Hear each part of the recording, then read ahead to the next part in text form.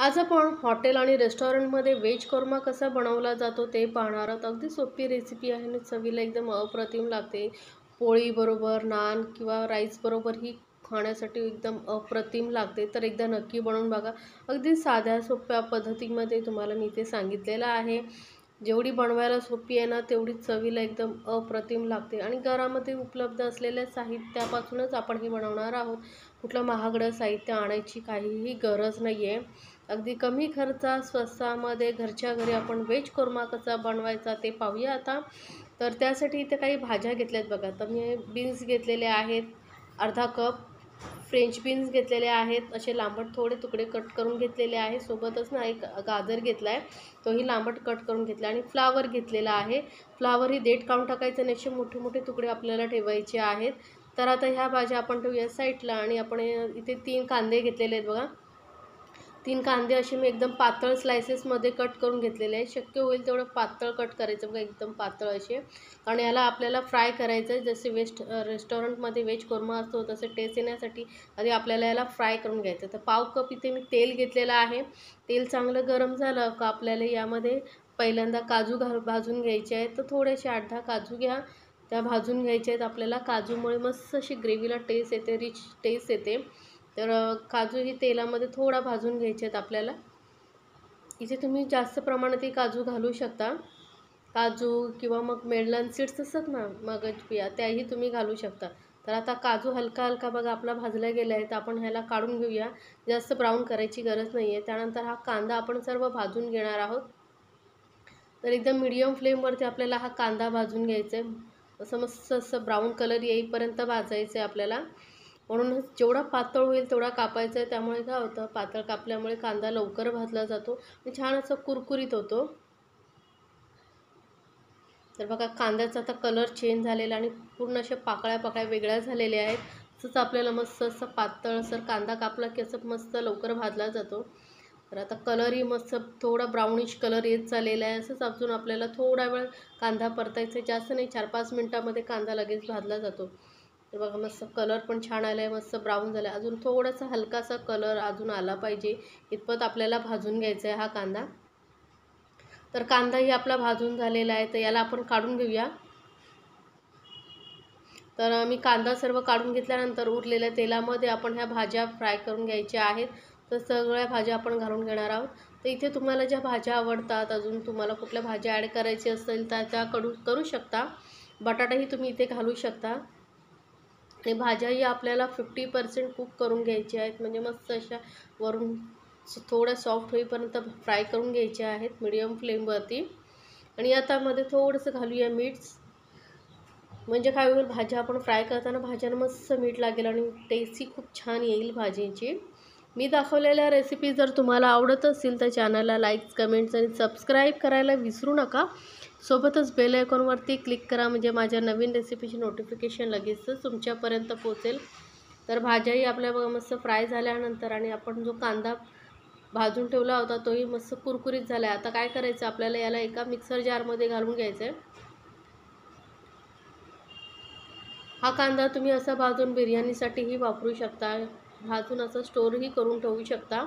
आणि जेव्हा तुम्हाला भाजी बनवायची असेल तेव्हा जेवढा पाहिजे तेवढा तुम्ही घेऊन पटकन ह्याची व्हेज कोरमा बनवू शकता।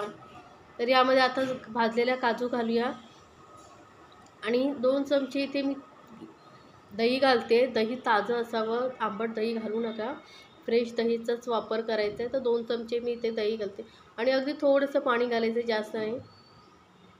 तर थोडंसं पाणी घालून याला एकदम बारीक पेस्ट वाटून घ्यायची आपल्याला। तर बघा कांदा आपला मस्त पेस्ट वाटून झालेली आहे, मस्त कलरही खूप छान आलेला आहे। आता ही पेस्ट आपण काढून घेऊया आणि सेम मिक्सर जारमध्ये आपण घालणार आहोत 2 टोमॅटो। 2 मस्त असे मोठ्या साईजचे मी टोमॅटो, लाल लाल टोमॅटो घेतले आहे। ते रफली कट करून आपल्याला घालायचे आहेत आणि याची आपल्याला पेस्ट करून घ्यायची। यामुळे काय होतं, ग्रेव्ही छान असा दाटसरपणाही येतो आणि छान मस्त ग्रेव्हीचा कलरही खूप छान येतो। त्यामुळे टोमॅटोची पेस्ट करूनच घालायची आहे आपल्याला।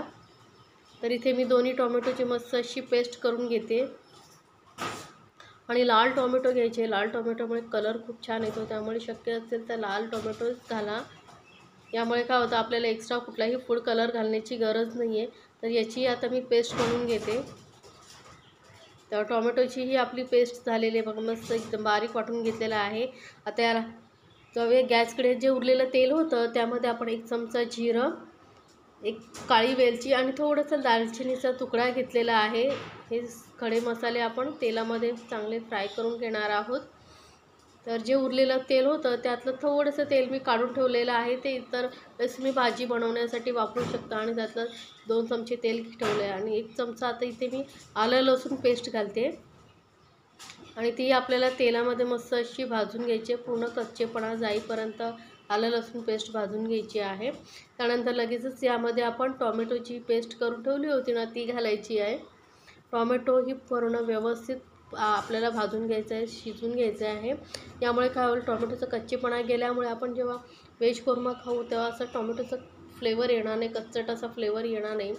आता यामध्ये मी काही मसाले ॲड करते. तर पाव चमचा हळद घेतलेली आहे, अर्धा चमचाच इथे लाल मिरची पावडर घातली, कारण व्हेज कोरमा जो असतो ना तो तिखट नसतो, थोडंसं असं गोडसर असतो, त्यामुळे कमी मिरचीचा वापर करायचा आहे. तर अर्धा चमचा लाल मिरची पावडर बस होते. मस्त असं सर्व साहित्य व्यवस्थित मिक्स करून घ्यायचं आहे आपल्याला, म्हणजे यामुळे टोमॅटोचाही कच्चेपणा जाईल आणि आपण ज्यामध्ये मसाले वापरले आहेत त्याचाही कच्चेपणा जाईल. त्यामुळे व्यवस्थित एकदम लो फ्लेमवरती आपण हे टोमॅटोची ग्रेव्ही मस्त अशी परतून घ्यायची आहे.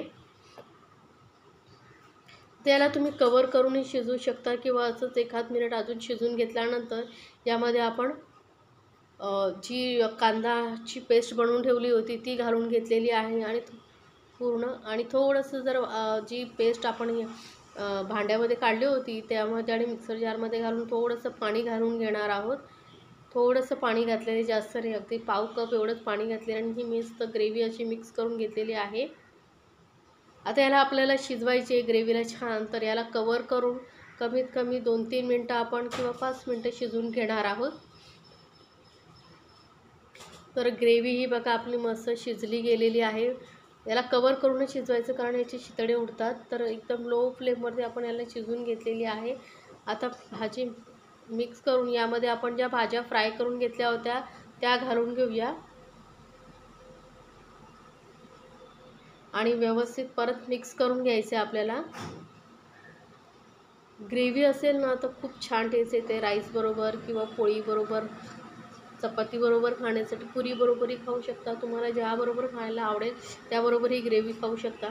आता यामध्ये आपण थोडंसं घालूया, अगदी पाव चमचा एवढाच गरम मसाला घालायचा आहे, जास्त गरम मसाला नाही घालायचा. आणि चवीनुसार आता मीठ घालूया. लक्षात ठेवा, आपण जेव्हा भाज्या फ्राय केल्या होत्या तेव्हाही मीठ घेतलं, त्यामुळे अंदाजाने मीठ घाला. आणि अर्धा चमचा इथे मी कसुरी मेथी पावडर करून घेतलेली, हातावरती क्रश करून ती घातली. आणि व्हेज कोरमाची टेस्ट वाढवण्यासाठी आपण इथे 1 चमचा बटर वापरलेला आहे. बटरमुळे खूप छान टेस्ट येते, जशी रेस्टॉरंटमध्ये वगैरे टेस्ट येते ना तशीच आपल्या व्हेज कोरमाला टेस्ट येते, म्हणून बटर नक्की घाला 1 चमचा.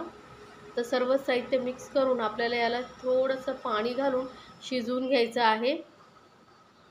तर जास्त नाही, थोडंसं पाणी घालते मी, अगदी पाव कप एवढं पाणी घातलेलं आहे. आणि याला परत कवर करून आपल्याला शिजवायचं आहे, कारण यामध्ये आपण भाज्या ज्या आहेत त्या आधीच थोड्या शिजवून घेतलेल्या, त्यामुळे जास्त वेळ लागत नाही. तर यामध्ये आता मी घालते पनीर. तर 100 ग्राम पनीरचे क्यूब्स करून घेतलेले आहेत आणि त्या घालून पनीर ऑप्शनल आहे, नाही घातलं तरी चालेल, पण खूप छान टेस्ट येते. पनीरऐवजी तुम्ही बटाटाही घालू शकता यामध्ये. आणि आता याला कवर करून आपल्याला शिजवून घ्यायचं आहे 5 मिनटं, म्हणजे भाज्यांची जी कसर आहे तीही व्यवस्थित शिजली जाईल आणि पनीरही थोडा सॉफ्ट होईल. तर 5 मिनटं झालेली आहेत बघा, मस्त असं भाज्या आपल्या शिजल्या गेलेल्या आहेत आणि कलरही खूप छान आले आहे बघा, मस्त असं तेलाचा तवंगा आलेला आहे भाजीला. जसा हा व्हेज कोरमा आपला घरच्या घरी तयार झालेला आहे. कसा झाला आहे मला कमेंट्समध्ये जरूर सांगा. आणि रेसिपी जर आवडली तर आपल्या चॅनलला सबस्क्राईब जरूर करा. आणि भाज्या जास्त ओव्हर कुकही करायचं नाही, थोडासा क्रंच असला ना खाण्यासाठी मजा येते.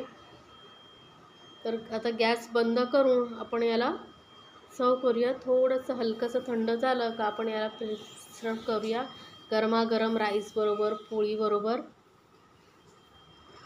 तर अशी ही रेसिपी आपण झटपट बनवा आणि मला कमेंट्समध्ये जरूर सांगा तुम्हाला ही रेसिपी कशी वाटली. आणि रेसिपी आवडत असेल तर आपल्या फ्रेंड सर्कलमध्येही जरूर शेअर करा, म्हणजे त्यांनाही या रेसिपीचा आनंद घेता येईल.